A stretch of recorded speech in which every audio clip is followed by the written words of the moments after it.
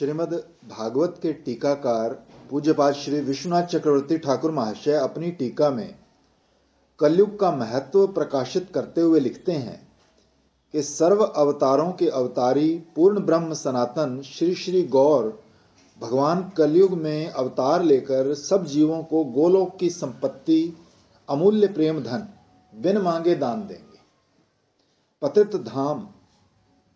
पतित अधम कलिग्रस्त जीवों पर कृपा करना ही इस अवतार का मुख्य उद्देश्य है। करना उदाहरण करना संकीर्तन कपितरु, संकीर्तन का बाप बोला, संकीर्तन कपितरु।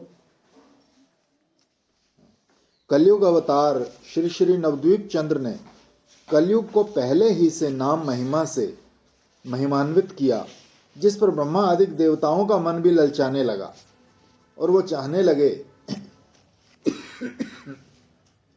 कि परमेश्वर दया कर उनको भी इस कलयुग में जन्म दे, जिससे मनुष्य शरीर धारण कर श्री हरिनाम का कीर्तन कर वो भी भाव पार हो जाए। ध्यान रहे, श्री भगवान ने उन सब जीवों की इच्छा भी पूर्ण की और वो सब देवता श्री प्रभु के प्राकट्य से कुछ पहले, कुछ पीछे और कुछ उसी समय प्रकट भी हुए। कलयुगवासी जीव परम सौभाग्यवान है। वो अपने नेत्रों से श्री श्री गौरचंद्र भगवान का अद्भुत भुवन मोहन दर्शन कर अपना जन्म सफल करते हैं और प्रभु के मधुर वचनामृत पान कर कानों को पवित्र करते हैं। ब्रह्मा और शंकर जिन चरणारविंद की रज को चाहते हैं, उस रज को स्पर्श कर अपना शरीर पवित्र करते हैं। मनुष्यों के ऐसे सौभाग्य को देखकर देवता भी मनुष्य शरीर धारण कर श्रीधाम नवद्वीप में अवतरित हुए। फागुन मास बीत चला है। श्री सूर्य नारायण भी अरुणा पोशाक धारण कर पश्चिम की ओर यात्रा करते हुए अस्ताचल में पधार कर विश्राम कर रहे हैं। शीतल मंद सुगंध वायु नयन अभिराम प्रीतम पूर्ण चंद्र के उदय होने की बाट जो रही है। श्री पतित पावनी भागीरथी भी आनंद की लहरें बढ़ाती हुई कुछ मंद मंद मुस्कान के साथ नृत्य करती हुई शोभा पा रही हैं। पक्षियों के झुंड भी वसंत वायु से प्रेमानंद में नृत्य करते हुए परस्पर में स्पर्श करते हुए शोभा पा रहे हैं। आहा, आज प्रकृति देवी अपूर्व सौंदर्य धारण कर आनंद में पुरुषोत्तम श्री हरि के शुभ आगमन की प्रतीक्षा कर रही है। गौ माताएं रंभाती हुई पूंछ उठाकर नदिया नगरी के मार्ग की शोभा बढ़ाती हुई अपने अपने घरों में जाकर अपने बच्चों से प्यार कर रही है। गौ माताओं के खुरों से उड़ी हुई धूल आकाश मंडल को पवित्र करती हुई नदियावासी पुण्य आत्मा लोगों को पुण्यमय बना रही है। ये शुभ काल गोधुली लग्न कहलाता है। आज भुवन मंगल पूर्णिमा शुभ तिथि है। शुभ समय जानकर संध्या देवी कुछ घूंघट निकाले हुए मधुर मधुर मुस्कुराती हुई पधारी हैं। पूर्ण चंद्रमा आकाश मंडल में उदय भी ना होने पाए थे कि राहु देवता पहले ही आकर छा गए। आज फागुनी पूर्णिमा को चंद्र ग्रहण है। इस शुभ संयोग में नदियावासी नर नारी वृंद श्राद्ध तर्पण जप दान इत्यादि सत्कर्म करने के लिए श्री भगवती गंगा जी के तीर पर दौड़े चले जा रहे हैं। नदिया नगरी के मार्ग में लाखों मनुष्य हरि हरि ध्वनि करते हुए ग्रहण समय में गंगा स्नान के लिए जा रहे हैं। शंख घंटा झांझ इत्यादि की मंगल ध्वनि से नदिया नगरी भरपूर है। वसंत ऋतु का मंद मंद वायु श्री गंगा तट पर श्रेष्ठ पुरुषों को सुगंध पहुंचाकर मन को श्री हरि के चरणारविंद में लगा रहा है। तुमुल हरि ध्वनि से नदिया नगरी शोभा पा रही है। सबके मुख से भुवन मंगल हरि नाम की मधुर ध्वनि निकल रही है, जो दसों दिशाओं के अमंगल का नाश कर रही है। आकाश पाताल पृथ्वी में सर्वत्र श्री हरि का कल्याण में नाम ही छा रहा है। इस शुभ मुहूर्त में भुवन मंगल युग धर्म श्री हरि संकीर्तन को संग लेकर संकीर्तन यज्ञेश्वर श्री नवद्वीप चंद्र नदिया धाम में अवतीर्ण हुए। सकलंक पूर्णिमा का चांद राहु ग्रस्त हुआ और निष्कलंक श्री गौरचंद्र नदिया धाम में उदय हुए। इससे निश्चय हुआ कि चंद्रदेव ने लज्जित होकर अपना मुख छुपा लिया। चंद्रदेव के मानसिक दुख को समझकर राहु ने अपने शरीर से उन्हें ढक लिया। निष्कलंक श्री गौरचंद्र का अद्भुत रूप देखकर पूर्णिमा का चंद्र कांतिहीन हो गया। नदियावासी नर नारी निष्कलंक श्री गौरचंद्र को पाकर सकलंक चंद्रमा को भूल गए। श्री कृष्णदास कविराज गोस्वामी ने इसे विस्तार से लिखा है। आकाश के देवताओं के झुंड पुष्प वृष्टि कर रहे हैं। सब अवतारों के अवतारी श्री नवदीप चंद्र के दर्शन के लिए नदिया धाम का आकाश मंडल प्रकाशमय देवताओं के विमानों से खचाखच भरा है। नदिया के मार्ग में घाटों पर घर घर में एक भुवन मंगल हरि ध्वनि के अतिरिक्त और कुछ सुनाई नहीं देता।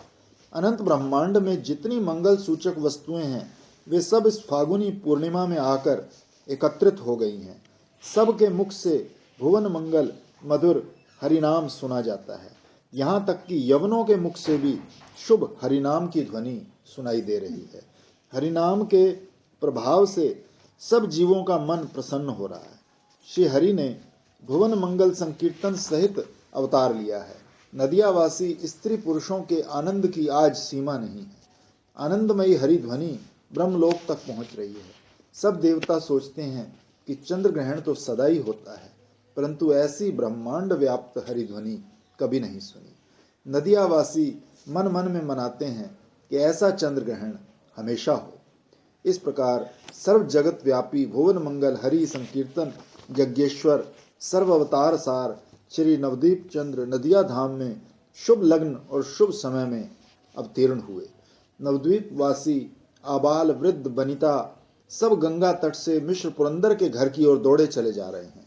आपस में मधुर मधुर वाणी में कह रहे हैं, जगन्नाथ मिश्र के घर शची माता के 13 मास में पुत्र उत्पन्न हुआ है। जो दर्शन कराए हैं उनके मुख का कहना है कि ऐसा अद्भुत रूप का बालक न देखा न सुना।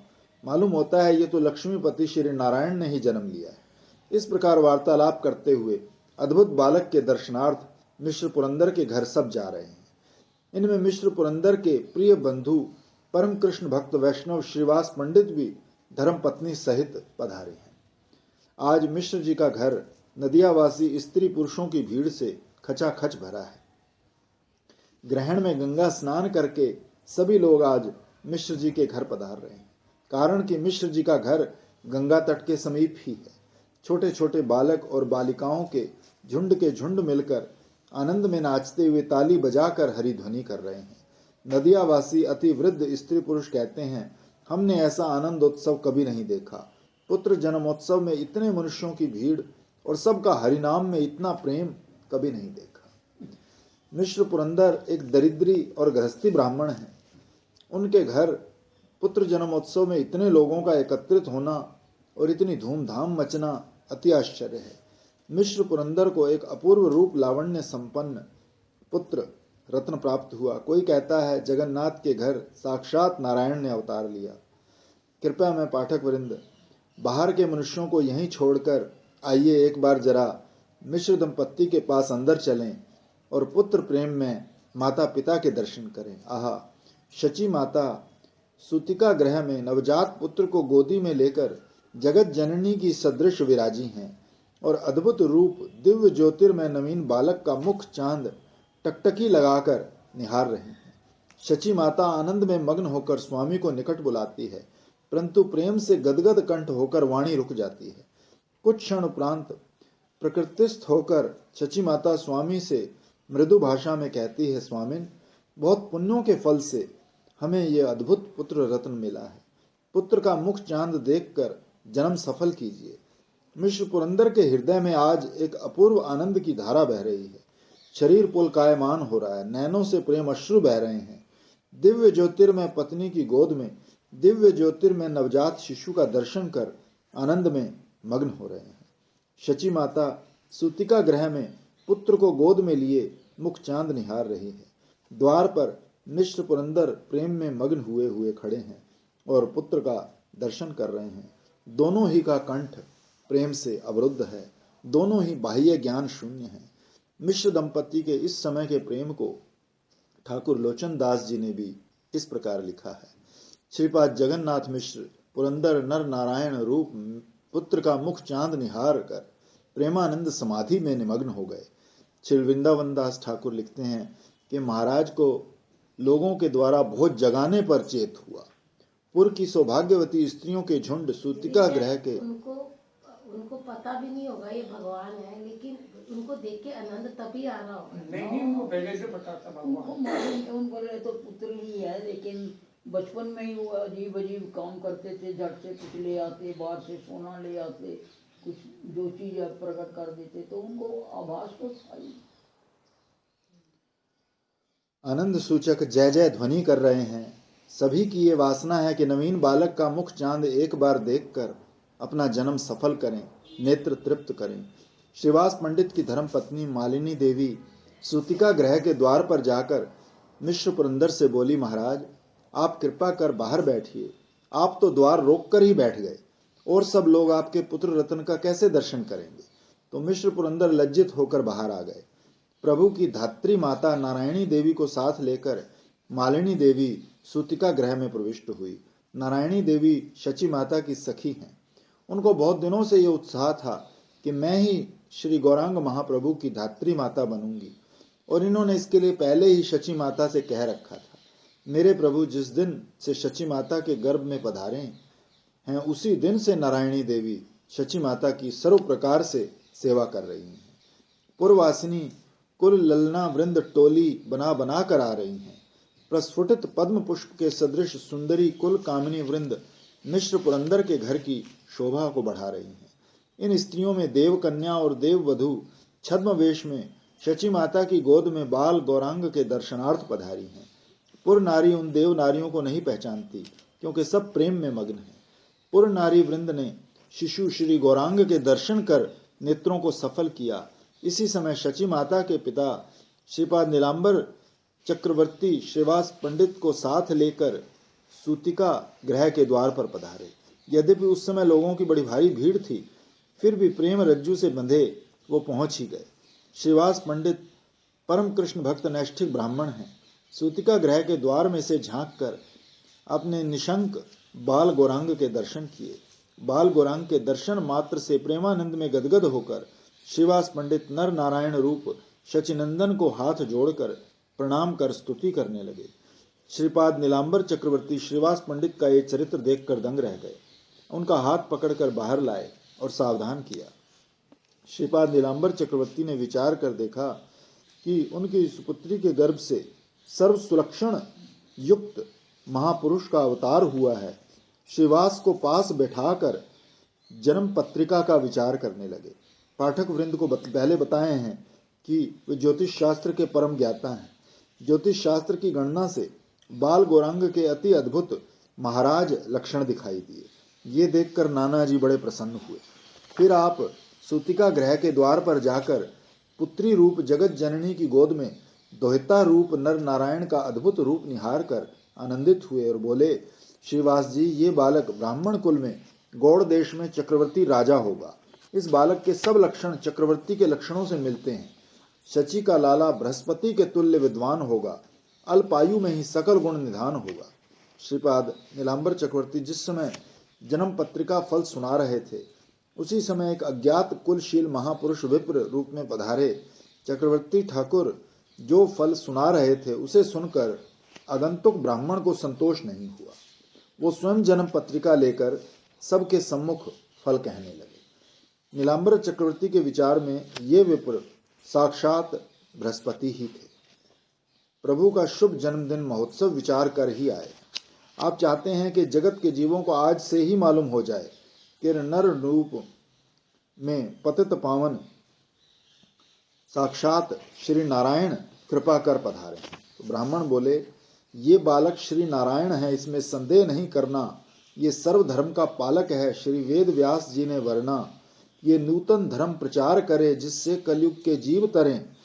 ब्रह्मा शिव शुक नारद शारद जिस प्रेम का नित्य विचार करें, वो प्रेम जगत में भर देगा पापी तापी अपराधी में। उनको ये बाल दिखा देगा जो मिलते नहीं समाधि में। सब जीवों पर ये दया करे और दुखी को देख दुखी होवे। सकल जगत का प्यार अधिक इनके चरणों में सदा होवे। जो हरि से बैर सदा करते, वो यवन भी हरिपद बोलेंगे। फिर हिंदुओं की क्या कथा रही, वो कर्म गांठ को खोलेंगे। हिंसक पापी और मुसलमान इसके चरणों का ध्यान करें। सब लोगों में उज्जवल कीर्ति इसकी मुनि जन गान करें। जो आदि ब्राह्मण हैं ब्रह्मा इस बालक को सिर नामेंगे। नारद शारद और सनक सनद इसके दर्शन को आवेंगे। पुण्य धर्म भागवत व्रत जो इस बालक से उन्नति पावेगा, मात पिता गुरु की भक्ति ब्राह्मण भक्ति दर्शावेगा। प्रगटे नंद नंदन गोकुल में वे ही नदियां में आए हैं। अस्त्र शस्त्र सेना सारी ये रूप धारी सब आए हैं। जो जन्म पत्री में जोग पड़ा वो बुद्धि गम्य नहीं होता। सब कवियों की शक्ति थकती कोई पार ना इसका पा सकता। तो श्रीपाद नीलांबर चक्रवर्ती ने इस अज्ञात कुलशील ब्राह्मण के वचन बड़े ध्यान से सुने। जितनी देर वो दिव्य ज्योतिर्पूर्ण ऋषि तुल्य विप्रराज इस बालक की जन्म पत्रिका का हाल कहते रहे, उतनी देर नीलांबर चक्रवर्ती उस स्वर्गीय ब्राह्मण के तेजोमय मुखमंडल की ओर देखते रहे और विचारते रहे कि ये कौन है। नदिया शांति का तो ये पंडित है नहीं, क्योंकि यहाँ के सब पंडितों को तो मैं जानता हूँ। इधर ये विचार कर ही रहे थे कि उधर विप्रवेशधारी बृहस्पति जी भी अंतर्धान होने का विचार करने लगे। श्रीपाद जगन्नाथ मिश्र पुरंदर देखकर दौड़े और हाथ जोड़कर प्रार्थना करने लगे, परंतु बृहस्पति जी जानते थे ये विश्वंभर श्रीमन महाप्रभु के पिता हैं, तो वो स्वयं ही हाथ जोड़कर बोले, श्रीपाद आपके पुत्र का नाम विश्वंभर होगा और लोग इनको नवद्वीप चंद्र कहेंगे। ये बालक परमानंद स्वरूप है। ध्यान रहे, श्री विश्वंभर श्री भगवान का वेदोक्त नाम है। बृहस्पति के अतिरिक्त श्री भगवान के वेदोक्त नाम को और कौन प्रकट कर सकता था। उपरोक्त विप्रवेशधारी महापुरुष के मुख से अपने पुत्र की जन्म पत्रिका फल को सुनकर मिश्र पुरंदर आनंदित होकर कुछ दक्षिणा देने को उद्यत हुए, परंतु छद्मवेशी बृहस्पति जी ने सादर उसे लौटा दिया। इस पर मिश्र पुरंदर ने सकुचाकर उनके चरण पकड़ लिए। अपने को इस विषम परिस्थिति में फंसा देखकर बृहस्पति जी भी श्रीपाद के चरणों में लौट गए। इस प्रेम दशा को देखकर सब लोग हरि ध्वनि करने लगे। इसी को तो प्रेम बंधन कहते हैं। दोनों ही प्रेमानंद में गदगद हो गए। विप्र रूपी बृहस्पति ने भी श्री गौरचंद्र भगवान की जन्म पत्री का हाल कहकर आज अपनी विद्या बुद्धि को सफल माना। भाग्यवान सुरगुरु अपने इष्ट देव के दर्शन कर आनंद में मग्न हो गए और श्री हरि के पिता से मिलकर तो और भी अधिक आनंदित हुए। श्रीपाद मिश्र पुरंदर भी इस नवीन ज्योतिषी से पुत्र की जन्म पत्री का हाल सुनकर बड़े आनंदित हुए। श्रीपाद नीलांबर चक्रवर्ती इस ब्राह्मण की बुद्धि का ज्योतिष शास्त्र में इतना विस्तार देखकर चकित हो गए। विप्रवेशधारी बृहस्पति ने प्रभु का संन्यास लेना भी गणित शास्त्र से निकाल लिया था, किंतु ऐसे आनंद उत्सव में इस प्रसंग को सुनाना अनुचित समझकर उन्होंने उसको प्रकाशित नहीं किया और लोगों के झुंड में मिलकर अंतर्धान हो गए। मिश्र पुरंदर के घर में आज महाआनंदोत्सव हो रहा है। लोगों के झुंड बाल गोपाल का आनंदोत्सव देखने के लिए चले आ रहे हैं। द्विप्रहर रात बीत गई। पुरंदर उसके पता है, पिता है ना, नहीं नाना तो नीलांबर चक्रवर्ती। हाँ, वो तो नीलांबर चक्रवर्ती हैं। दादा तो वही मिश्र हुए जगन्नाथ मिश्र। वही मिश्र जो है वो जगन्नाथ मिश्र। अच्छा, वही क्या मिश्र पुरंदर बार बार वो मिश्र पुरंदर वही उनके पिता हैं। जो मिश्र मतलब जगन्नाथ मिश्र पूरा नाम। सैकड़ों शंखों की ध्वनि शचीनंदन के जन्मोत्सव की शोभा बढ़ा रही है और इस शुभ संवाद को दूर दूर तक पहुंचा रही है। आज मिश्र पुरंदर के आंगन में देवता मनुष्यों का भेद मालूम नहीं होता। सब प्रेम में मग्न होकर एक हो रहे हैं। देवनागरी और नदियावासी कुल ललना वृंद सब मिलकर शची माता की गोद में बाल गौरांग के मस्तक पर धान्य दुर्वा चंदन चावल छिड़कती हुई चिरंजीवी हो ये शुभ आशीर्वाद कर रहे हैं।